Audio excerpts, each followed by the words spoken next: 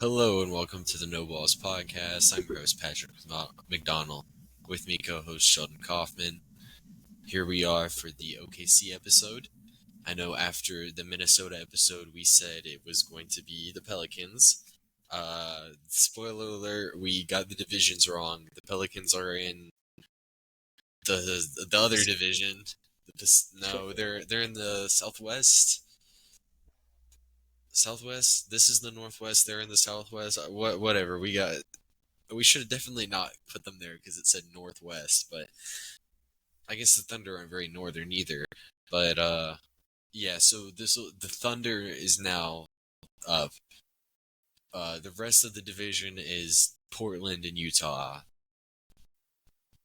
The Pelicans will be after. Shit. So there's the They'll be after the Rockets, maybe. I don't know. I would mess it up if I tried to actually figure it out. Um, so we're here with the Thunder. Do you got anything before we get started? No, let's get right into it. Yeah, fun season for the Thunder last year. I think a lot of people could have saw this, like, weren't too surprised by it, but it kind of came a lot sooner than some people were anticipating. The year before, they had made a play-in game, I believe. They had been an early play-in exit. They won about 40 games. That was with Shea missing a ton of time. This year, Shea's healthy. Chet plays his first games as an NBA player. 57 and 25. First in the Western Conference. Second overall behind the Celtics. 48 and 24 expected record. This was a powerhouse team. Of course, they lose in the second round to Dallas. The reasoning why we'll get into a little bit later, but it was still a hard-fought series, and it came down to the last couple possessions of a Game 6 that was a really exciting moment for the season. So, other stuff, 33 and 8 at home, 24 and 17 on the road, 37 and 17 pre-All-Star break, 20 and 8 post-All-Star break, 21 and 9 versus the Eastern Conference, and then 36 and 16 versus the Western Conference. In clutch games, they were really, really good, 24 and 14. And then in other games, they blew a bunch of other teams out. They were 33 and 11 in other games.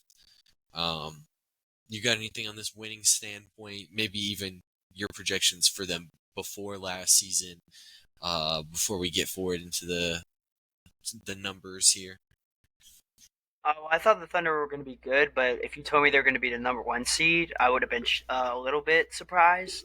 But I mean, let's just talk about the emergence of just Shy and Chet. Really, I mean, Chet comes up. He's had his doubts as being a bust. Some whisperings of it. He goes down, gets hurt, and people just didn't really know what to expect. And I mean, I think this is the best case scenario for the Thunder. Chet Holmgren had an amazing year.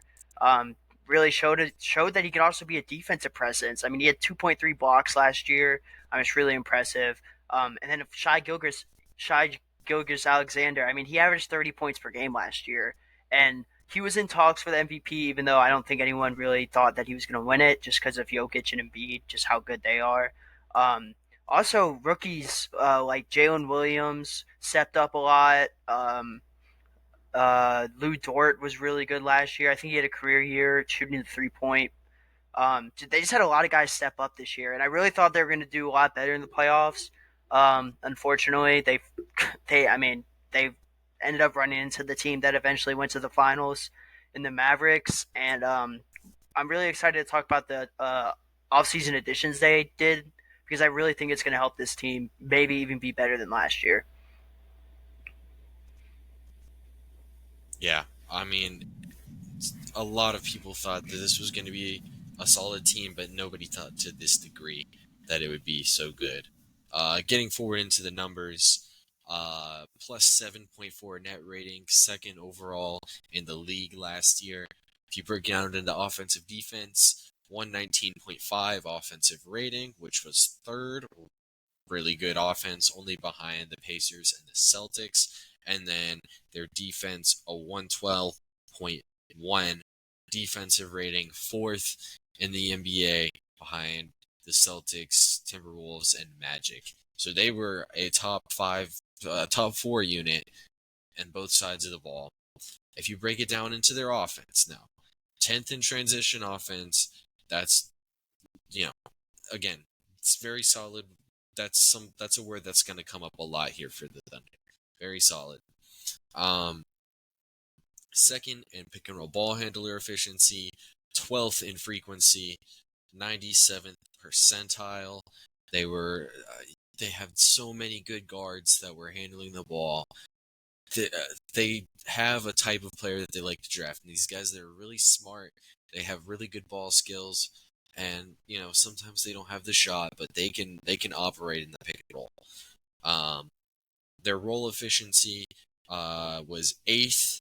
A lot of this, I would assume, has to do with the guards playmaking for the bigs. Even though Chet is a very solid guy, they just had so many good initiators setting up their bigs in the pick and roll. And then 12th highest frequency for both pick and roll man, and ball handler. I don't know if I mentioned ball handler, but again, they're running these plays a decent amount. You go to the side of the court in post-ups, they were 8th in post-up efficiency. They didn't run it very often because they like to operate through their guards. 28th in frequency, 76th percentile. They were also 76th percentile in roll efficiency. So when they do go to the post, they're pretty solid there. The part that I would notice with them a lot, like this was the big standout with their offense, is 5th in isolation efficiency, 6th highest frequency. They run it a ton. It has to do a lot with Shai Gilgeous-Alexander, his unique style of offense that I don't think many other players really replicate in the NBA. The way he sets up his drives with kind of a slitheriness versus a shifty or a explosiveness compared to a lot of the elite drivers in the league. Overall, they were 86th percentile. Very unique. Mark Dagnall and his staff, I'm sure we'll get into in the scheme section, they set up a lot of creative ways to open up driving lanes for him. 28th in offensive rebounding. Not very strong there. Where they are strong, 1st in 3-point percentage. Only 16th in attempts, but they're making basically all their shots there, it felt like. 15th in pull-up 3-point percentage. Not crazy, but it's league average. And then 27th in pull-up 3 attempts. Again, for a team that's primarily focused on getting to the rim, when you make your kick-out, catch-and-shoot threes, you produce an offense that is 76th percentile or better at our key areas that we look at half-court offense. Any comments on their offense before we go on to their defense? Yeah. I mean, you kind of mentioned it with the SGA stuff, and just am I back? Yeah, you're back. All right. Well, you kind of mentioned it with the SGA stuff, and just his ability to drive really opens up a lot for this offense. I'm not. I mean, I can't. If I talk more, I'm gonna give away some of the scheme stuff I want to talk about. But yeah, really good shooters. I talked about Lou Dort having one of his best years shooting the ball from 3-point line, and also, I mean, just surrounded by SGA are a bunch of guys that can shoot the rock. Yeah, and they have an organizational strategy with the type of guys they draft and develop here. We won't harp on it too much because we'll get into it further down this episode. Breaking it down to their defense, like we said, they were 4th ranked. 2nd in transition defense. Really, really great stuff. As far as the half court, 5th in pick and roll ball handler defense, 26th in frequency, so 86th percentile in that category. Very solid. Again, they had a lot of good point of attack defenders, and teams just didn't like running pick and rolls against them because of it. 5th in roll man defense, 22nd frequency, 86th percentile. You look at the guy that they had manning the paint. Probably, I mean, he's Chet Holmgren's a great player, very Wemby-esque, um, but he great rim protector is the key there, and it's stopping them from getting up a lot of free points at the rim. Eighth in post defense, sixth frequency. So teams did like to attack them there. They played a lot of small ball. They still did a fine job defending it. We'll get into why a little bit later, but 74th percentile, very solid stuff. And then first in isolation defense, 26th frequency. Teams did not like to run isolations on them. 100th percentile. I like to say isolation defense is how you tell what teams have the best perimeter defenders. Um, by my, basic logic, it wouldn't be 100% one-to-one applied, but they would have the best individual defenders on the perimeter. And maybe they even got better in that standpoint. Yeah. Yeah. And then you get to the one somewhat flaw for them, 27th in defensive rebounding.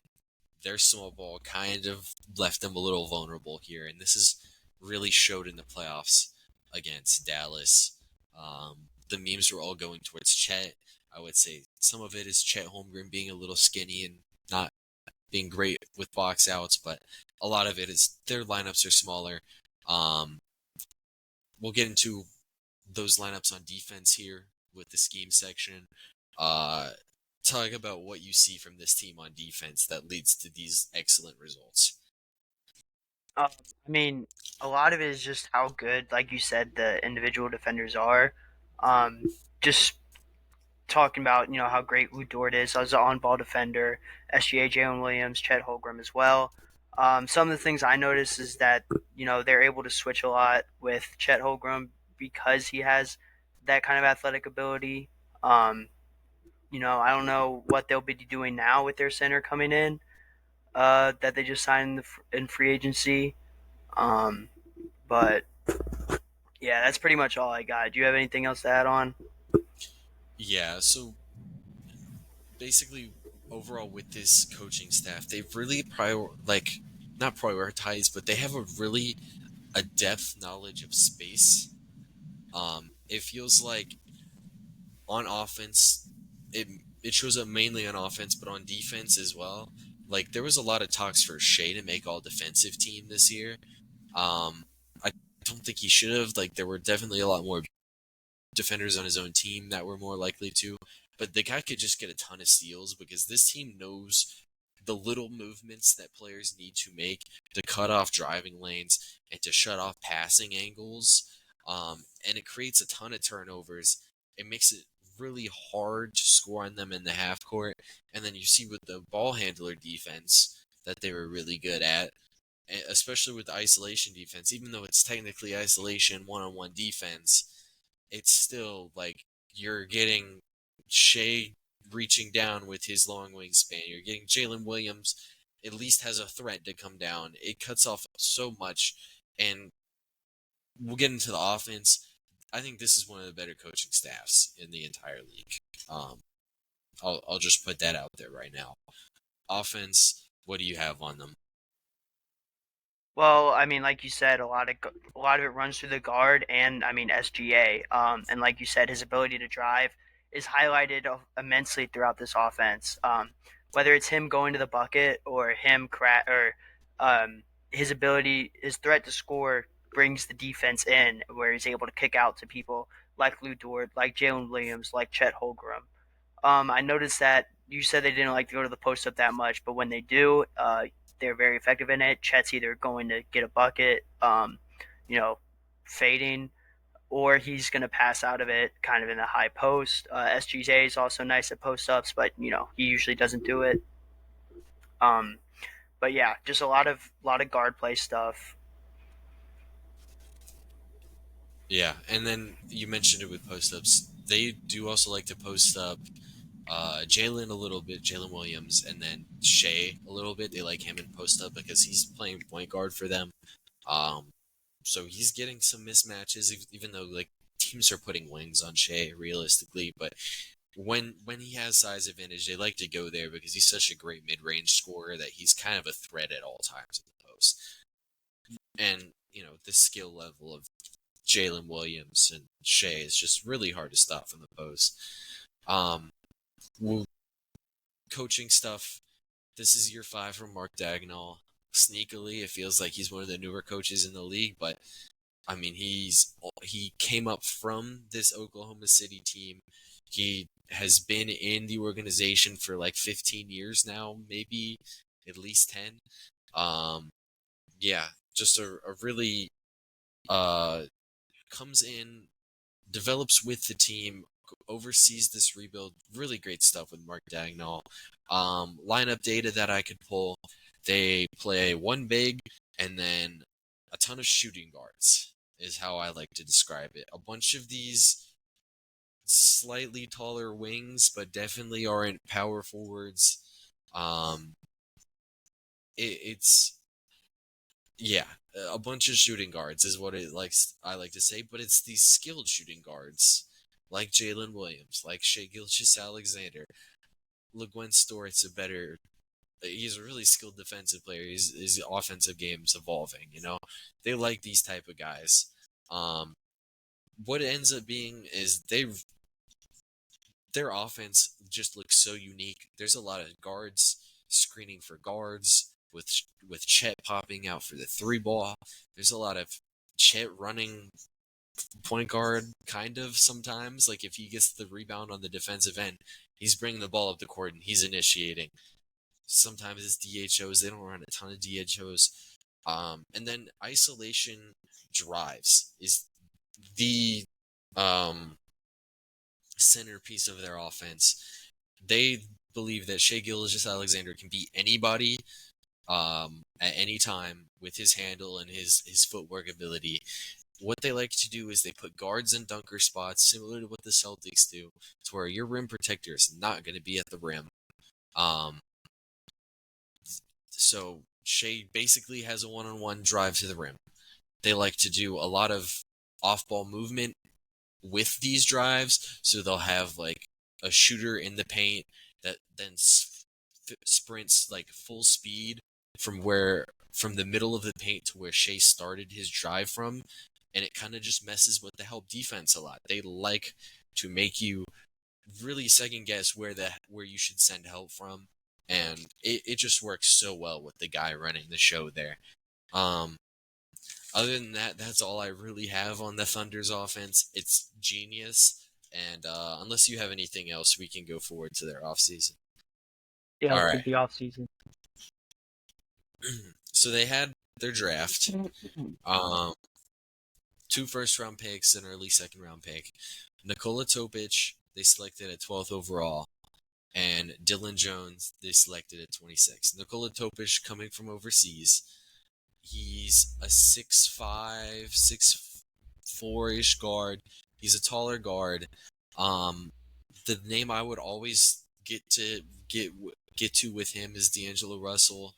The athleticism, it doesn't really seem to be there, but his passing ability is definitely, like, if he had more athleticism, he could really probably average 12 assists a game.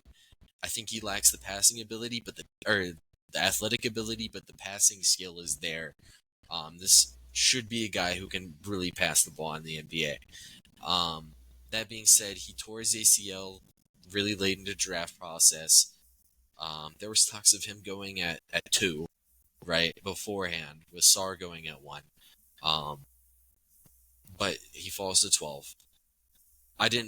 I'm not too high on his scoring game or his defensive ability. I think he's a little slow-footed, but just his feel for the game and touch, I think, is enough to warrant a lottery selection. Is there anything that you had on Nikola? I'm sure you have a little bit more in his scoring game. I mean, like you said, it's not that great. He did average 18 points per game, and on one of the many teams he played on last year overseas, a lot of his just scoring around the rim, especially in pick and roll opportunities. I mean, I see some shooting upside, but he really just hasn't shown it. 25%. I think his highest was 30% in a season. So, I mean, it's there, I think, but I mean, he just hasn't shown that he can hit it consistently.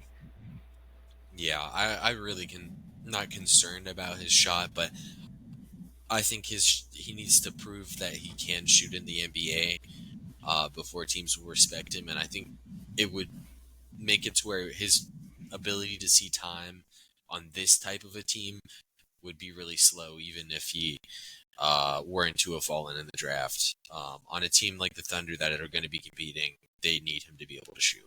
So he's going to probably Yeah. see some G League time when he's back, especially with, I think it was 2 ACL injuries. I think he hurt.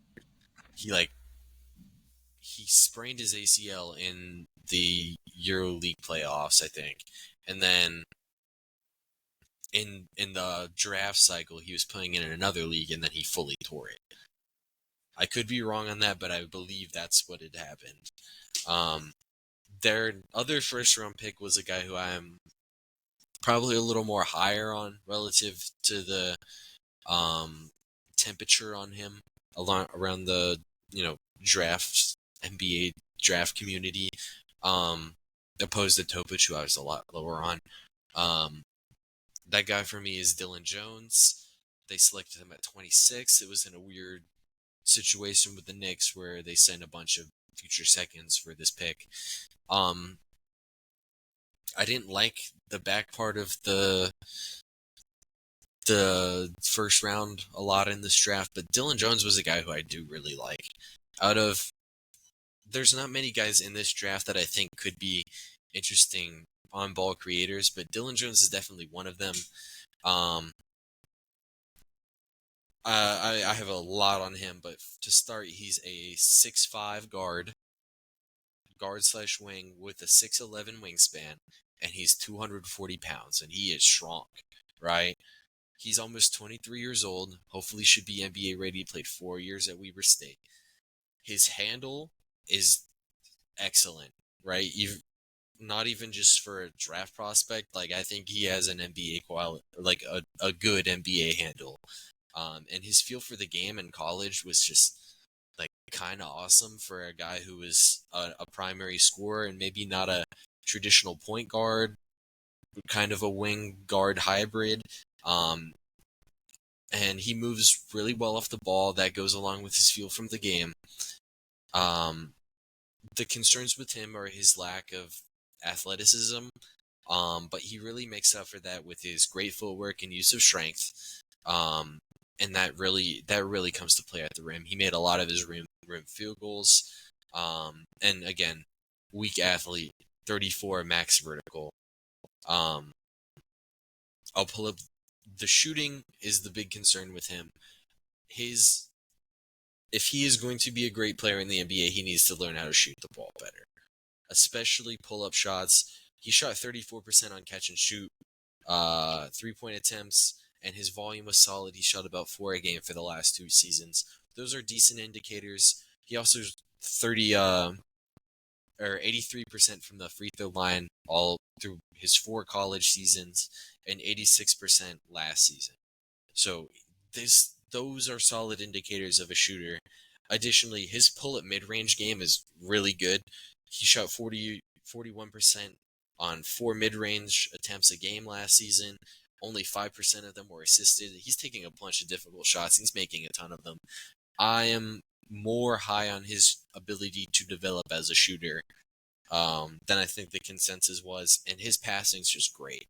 Like, he understands how to pass as a primary scorer. Um, his defense is whatever. He's got a great frame. Hopefully, he can at least be average at it.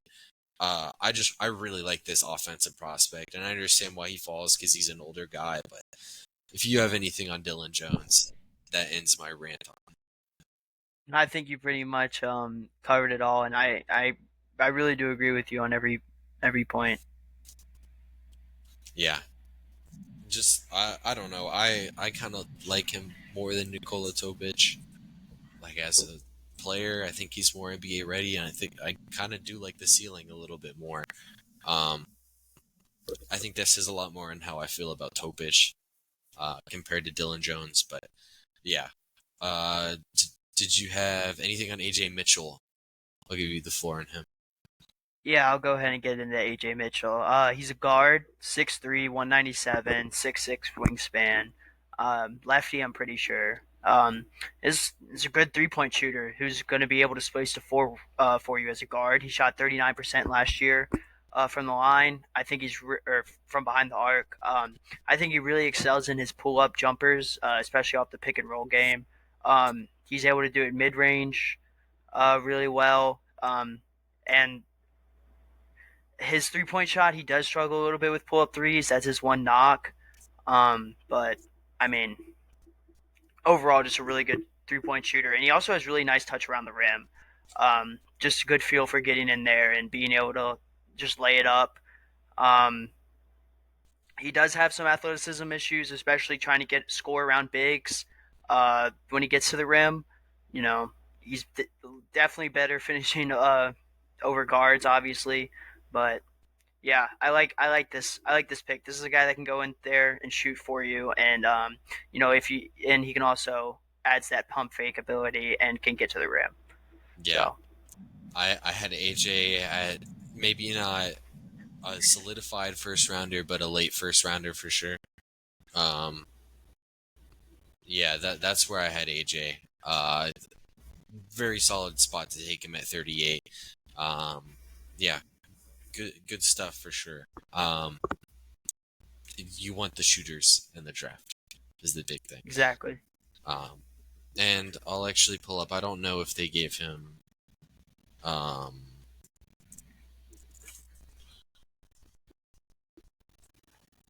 Spoke track.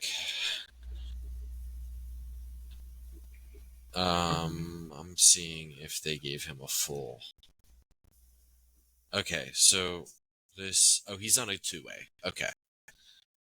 So AJ Mitchell's on a two-way for them. Dylan Jones and Topic are obviously on full rookie guarantee contracts. That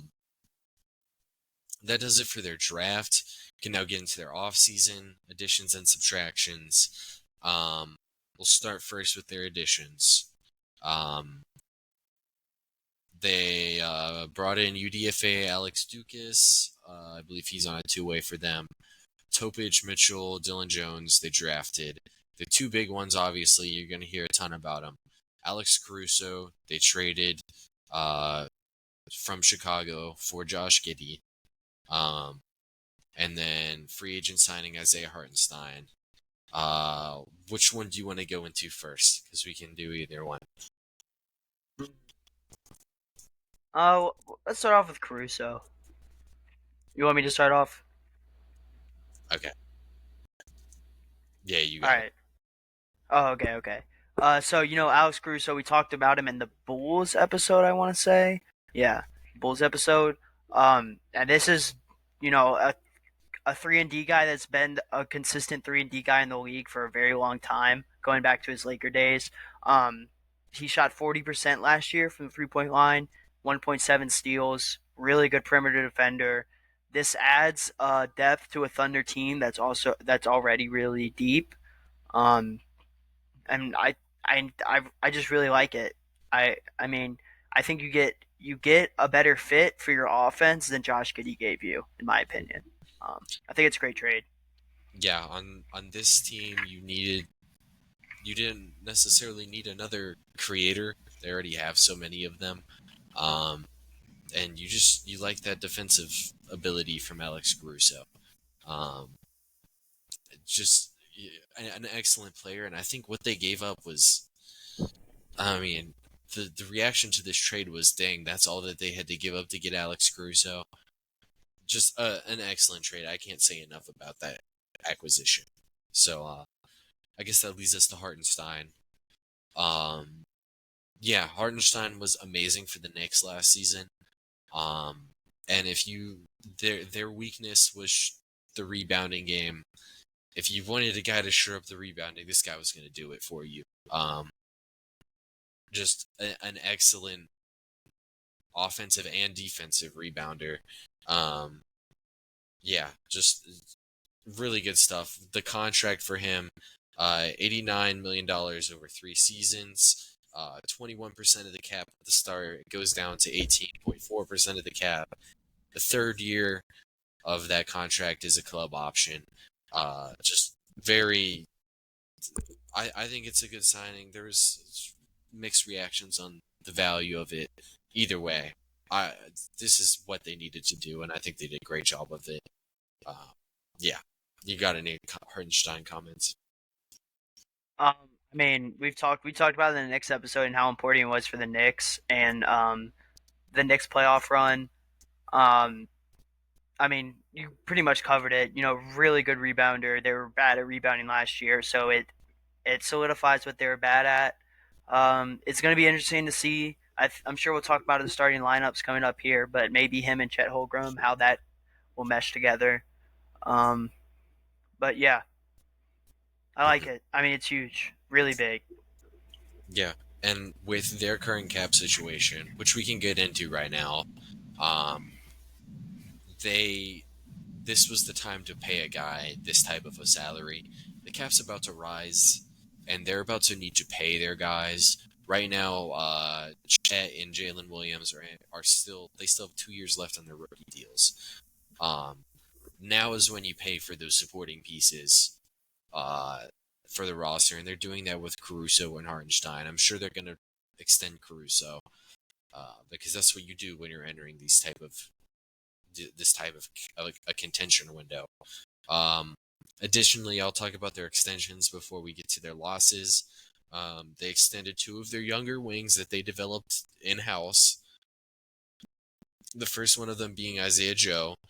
They extended on 48 million over 4 seasons. This contract is descending. It starts at 9% of the salary cap. It ends the season at ends the contract at 6% of the salary cap.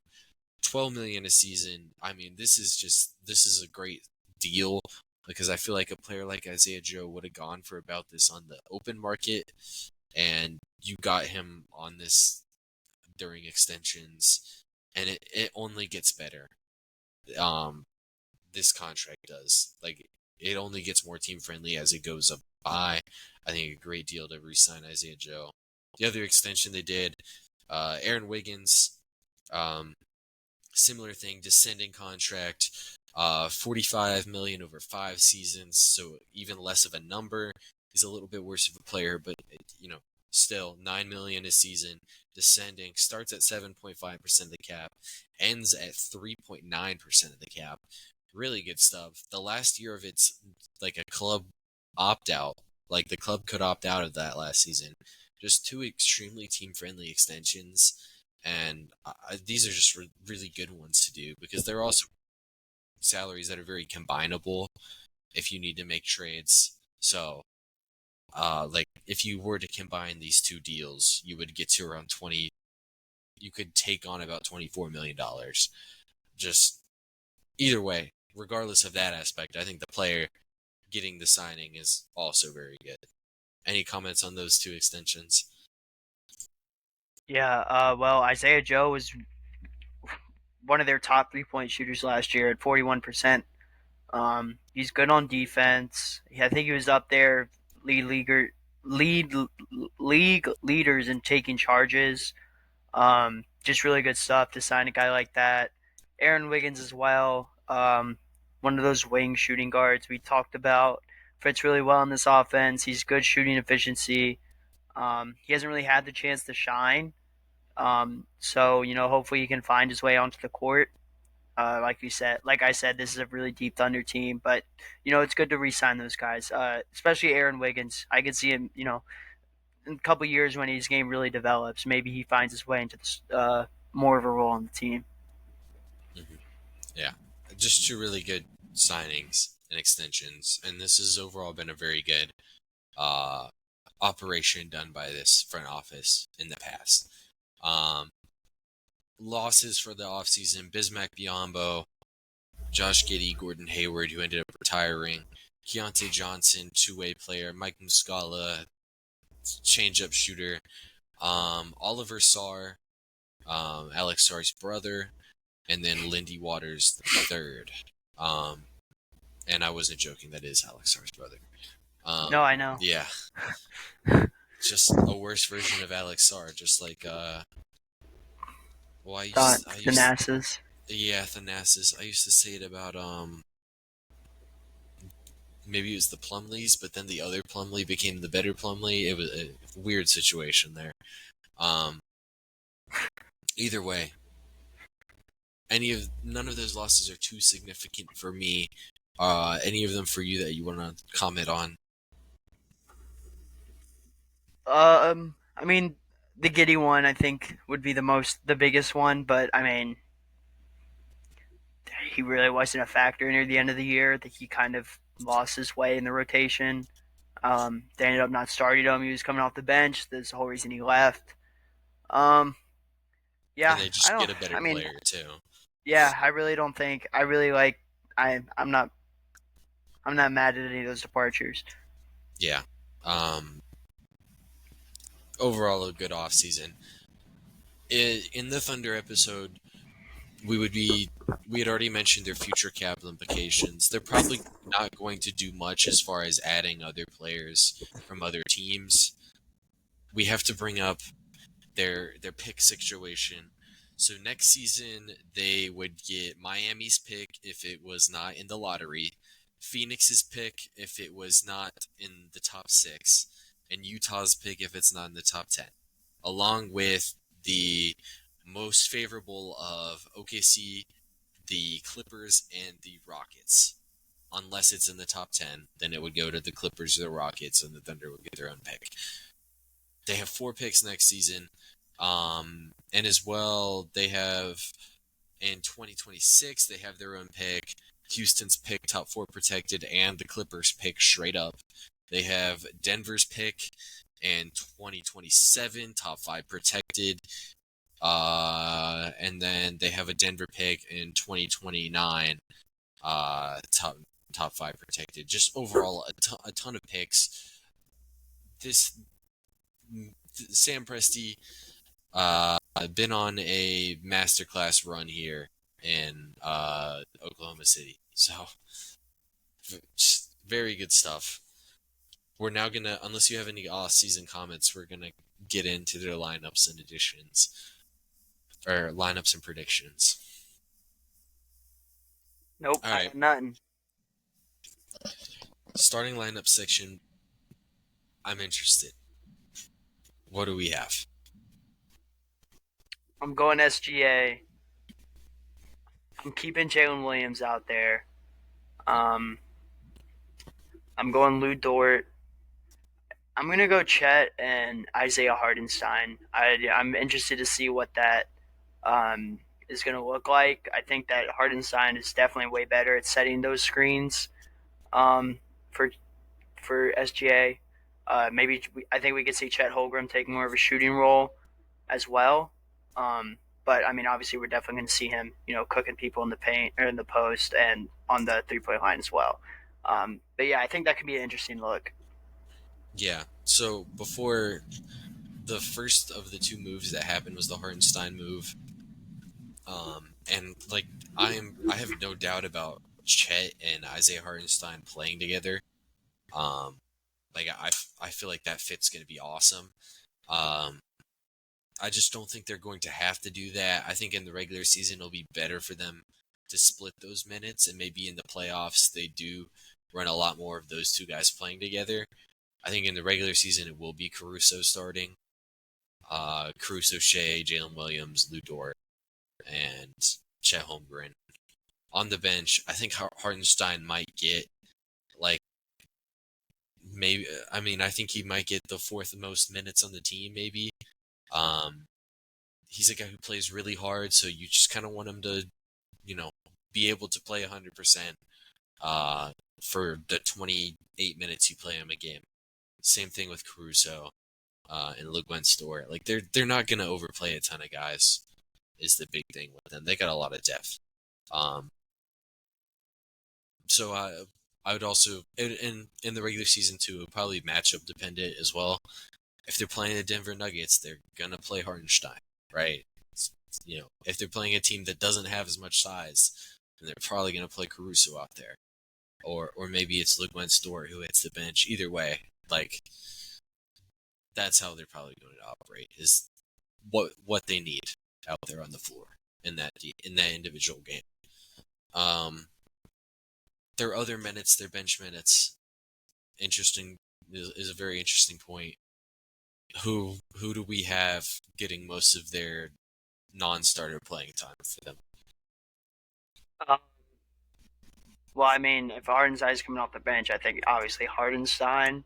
We saw, and then Jalen Williams or Caruso, whichever one's coming off the bench. I think that would be the next choice. We'll say Jalen Williams for this one. Um, then maybe go Jalen Williams, the other one. I mean, he was pretty good for them last year. I could see Aaron Wiggins getting more minutes this year. Isaiah Joe as well. Maybe we see Carson Wallace a little bit more. Yeah, I don't know. I think I would. I think I would go. I think I would go Jalen Williams, the shooting guard. Um, then or Hardenstein, Williams, yeah, Wiggins, other Williams. Yeah, I think that's how it would go. Most yeah. minutes. For me, I think yeah. For me, I think Jalen Williams is going to start no matter what. Kind of. I don't see it the way he doesn't start Oh, I thought you unless said it's Caruso over. no. I would say like if it was going to be like Oh, I think Jalen Williams is going to start no matter what. Um, okay, yeah, that's what I thought. I was about unless to it's say. on like some Manu Ginobili 6-man type of role, then Yeah, which I don't think they no, would no, do. no, I no. don't think there's a need for that. Um, unless it's under those circumstances, I don't see that happening. I really like Kaysen to get some more minutes this season.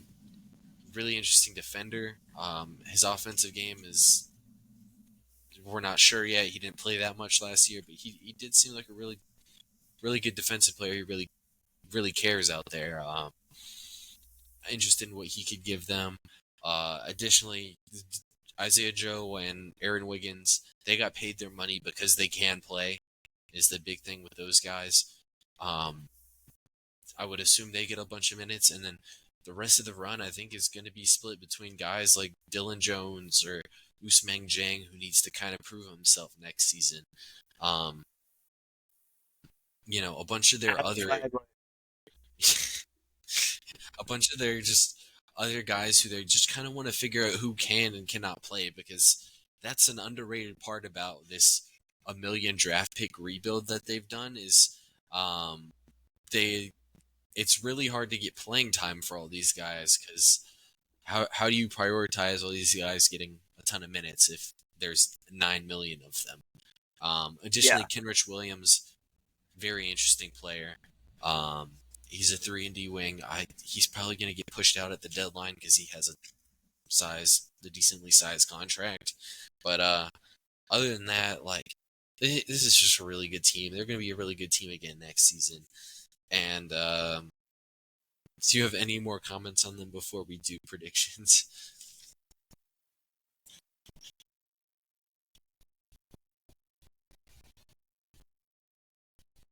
All right. nope. So yeah, to start then, I'll answer the easy question. Do we think they got better? For me, absolutely yes. Right. I don't see an argument for them getting worse.